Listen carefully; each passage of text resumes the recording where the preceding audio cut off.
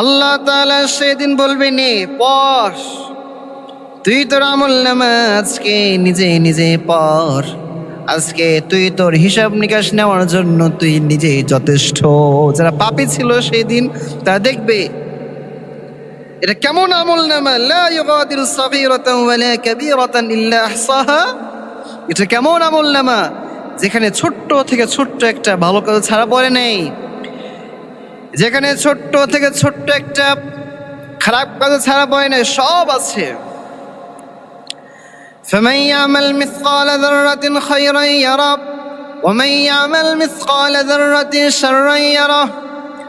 সেদিন তারা এক জাররা পরিমাণ ভালো কাজ করে থাকলে সেটাও দেখতে পাবে, এক জাররা পরিমাণ খারাপ কাজ করে থাকলে সেটাও দেখতে পাবে।